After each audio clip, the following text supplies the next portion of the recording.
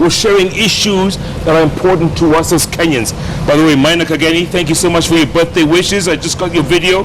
Thank you so much. Tweets coming in very thick and very fast.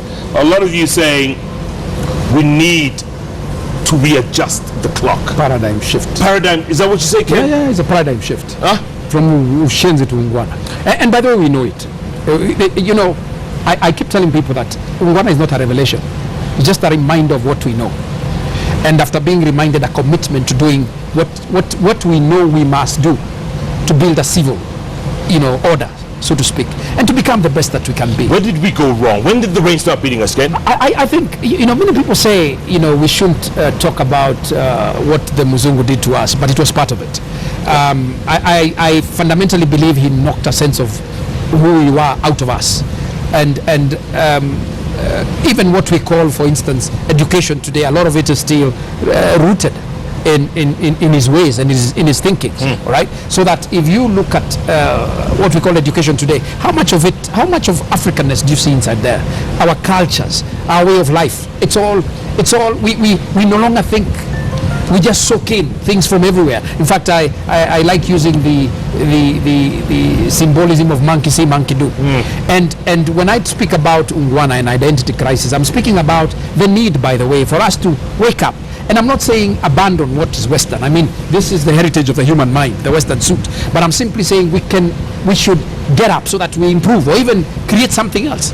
Not just keep taking without putting anything into the pot. Yeah. And that's important. Ken, what about the fact that we need to respect our elders? We need a tradition. We need that hierarchy. Two things. One,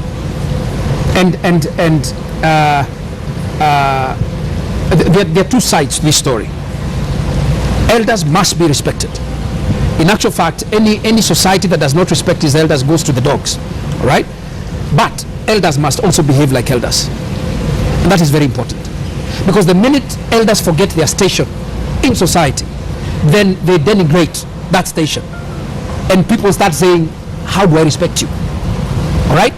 Though I don't want to make the statement that you can only respect an elder after he's behaved in a certain manner, because whether or not they are not behaving well, you cannot insult an elder. But an elder must respect him or herself. For instance, let me give you a solid example. Amongst almost all traditional African societies, elders were peacemakers. In fact, amongst the Kikuyus, they kept down the spears and the shields and picked up leaves they called matavi. So how does it become that people in their 70s, the 80s, 90s are the warmongers in this country? That when a young man says, we will fight, an elder says, I agree. Right. That is Ushenzi. Total. The elders must be the ones saying, no, you cannot do that. Not because things are not wrong, but because by the time you become an elder, you know that the way of violence is just total destruction. The interesting thing about violence, by the way, it does not matter how long you fight. Whether it is 20, 30 years, you will still come to the table. And so wisdom demands that you sit on the table in the first instance. All right? And another role, of course, of elders is to ground that sense of nationhood, that sense of wisdom, the sense of values in a nation. Right? Another thing that elders must do is step up and be counted. So that when things are going wrong, they must be saying no. And they're saying it in their families. They're saying it in society. They're saying it in church. They're saying it everywhere. Okay, something that a lot of people are afraid to say. Okay, yes.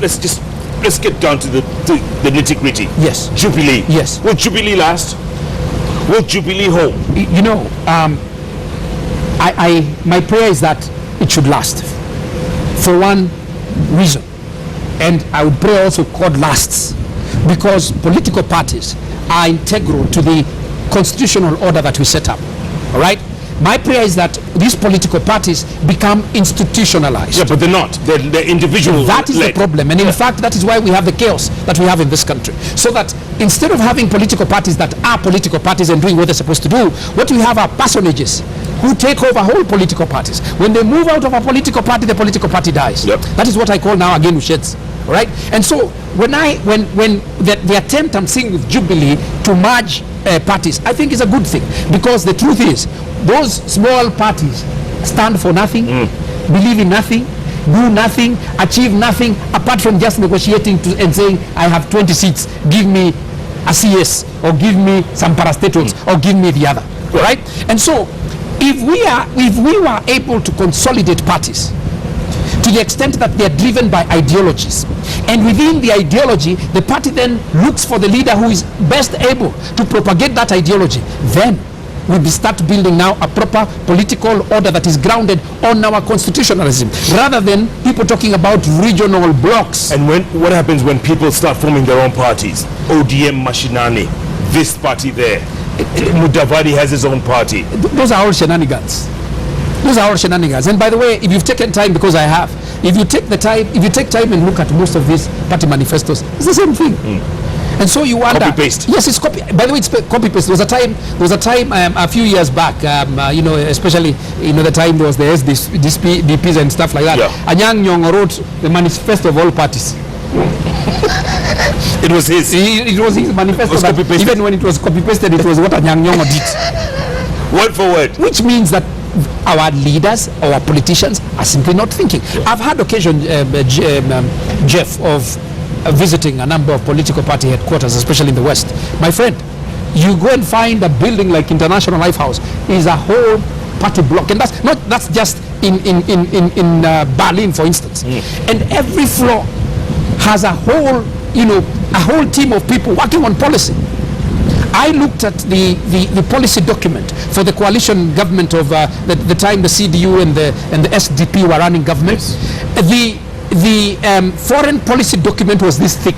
One document. Wow. Stating what the SDP believes, what the CDU believes, and their common position, which then becomes the position of the coalition government. So me one document that was ever followed in our coalition government in this country. Never ever. It doesn't exist. But let me be judicious and say that every nation has its own shenanigans. Britain 200 years ago had more shenanigans that we had, right? Sure. But they managed to lift themselves up. And I think the challenge we have, and for me it's a critical challenge, is the challenge of that software, values, national values, the question of national character, the question of who we are, the question of what we want, the question of our unified purpose. There's something we want to achieve as a nation, right? That is what we must now work on. For the last 50 years, we've been working on the hardware. Yeah. Now we have the constitution, but a lot of the people, especially the politicians, are still in the pre-constitutional era. The language they are using. So what are you saying? Is it going to take us 200 years, Ken? No, it should not take us 200 years, especially if we now segregate the shensis. And incidentally, the problem, I have come to the fundamental conclusion, the problem is not even the leaders per se. The leaders are symptoms of you and me. Because who votes for them? Us. It is you and me. Us.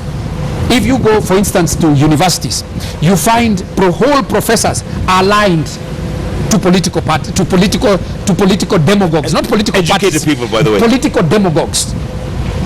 And when people start using the language, Ken, we will win by any means necessary. No, that we will rig, we will steal, we will do this. If the law works like it works, that man should be debarred from participating in the next election. He goes against chapter 6 and chapter 10 of the Constitution. Thank you. But no one's saying anything.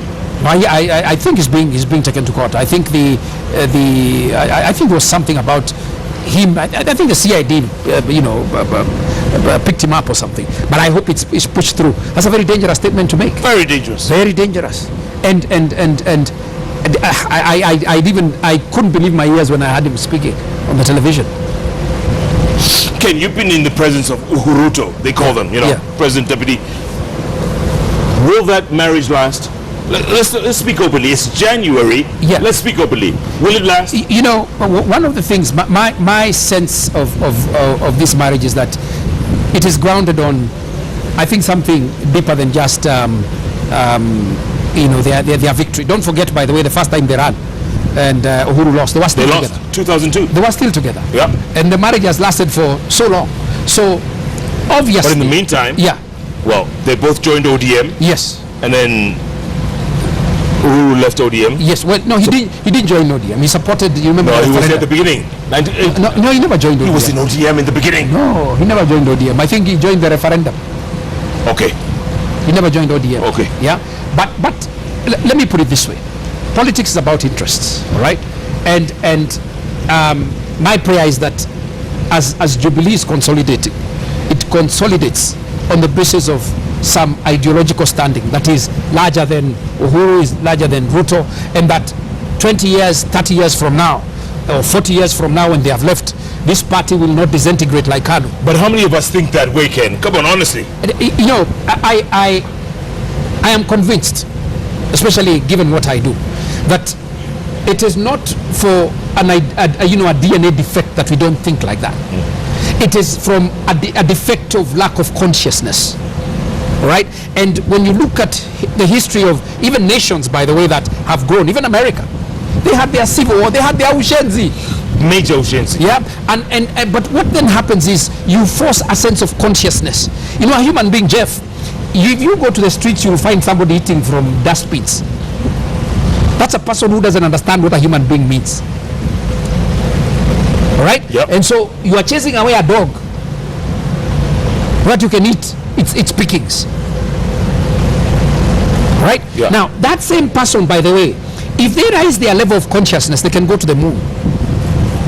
Right? But when your level of consciousness is diminished, then you go to depths where you find yourself now, you know, in ensuring that a nation becomes like Syria, or becomes like what Burundi is bordering on. Yeah, is getting to. Is getting to. Right? But when you lift your level of consciousness, then you make the birds that fly. You build hotels like this. I mean, this is somebody who conceptualized it. And by the way, things are conceptualized in the mind. Sure. You make cameras like this that are broadcasting to this country. Yeah. You make microphones like this that are almost micro and are being used, you know, to send sound to that camera and to the nation. Sure. And indeed to South Africa. Absolutely. And across the world, because I'm sure people are watching it. Indeed. That is consciousness. And so I'm saying our leaders have the capability. That is what we must push them to. And when I say we, I'm saying you and I.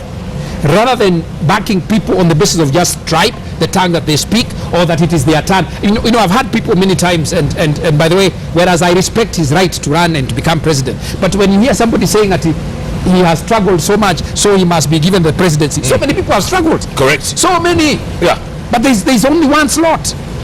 So instead of giving me that argument, give me an ideological standing.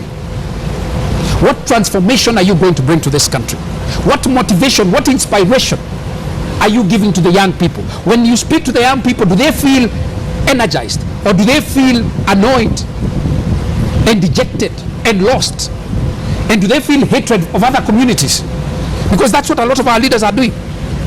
One community, two communities, three communities, one against 42, one against 50.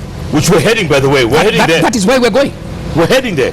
And you are talking about the question of cowards. Yes. I want to declare today that any politician who finds himself in his own woes because of his own doings, whether we are talking about like for instance the case of Mheshimiwa Wetangula, just Yes. for example. Yep. And the court basically has entered a judgment, and then you blame it on Jubilee, and then you stretch it to a community. That is cowardice. Yeah. Why am I saying it is cowardice? I'm saying it is cowardice because you leave the big guys you're fighting with up here. You run away from them, and then you go to fix small, to fix Mwananchi in your areas, blaming them on what other people are doing up here. Simply because you can't take on these guys, you come to fight these guys and kill them and burn their houses and chase them away. Scapegoating. That is what I call cowardice. If you really think you're a man, face those guys you are saying are challenging you. Forget Mwananchi. Mwananchi, by the way, has nothing to do with the politics that we're seeing in this country. And I also want to make a statement that anybody, it doesn't matter where you come from, you have a right to vote for whoever you want to vote for. Yeah. You cannot be crucified for voting And don't be forced. And don't be forced to vote anywhere. And what Alfred Mutua is doing, if people crucify him, Ushenzi. It is Ushenzi, by the way. I mean, you know, in this country, like he said, I liked what the example he used of crabs pulling each other Yeah, that was down. beautiful. We must stop doing that. You know, you've lived in America. You know, in America, if you can sing, if you can run, if you're good, people cheer you. Yes. They say, yay! no matter what color you are. No matter what color you are. That is why Obama became president. That's right. But let me tell you, if Obama was in this country, he becomes a Luo immediately. Immediately. Yawa. Yawa. and we crucify him. Yes. We say, give us Barabbas.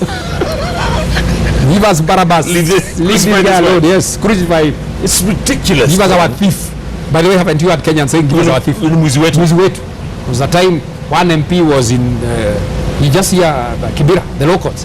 And the people of his constituency saying, when they are singing Muziwetu, Muziwetu, and then we are blaming leaders. No, even Wanjiku is not innocent. No. We must all raise our level of consciousness. Wanjiku, if you try today to run in any constituency, and by the way, that disturbs me. Today I was with an MP talking about the same thing. Wanjiku in their generality has turned MPs into ATM machines. You see an MP, you want money. Yes. Anybody dies, and you know the average constituency has hundreds of thousands of people. You expect the MP to come for all funerals. ATM.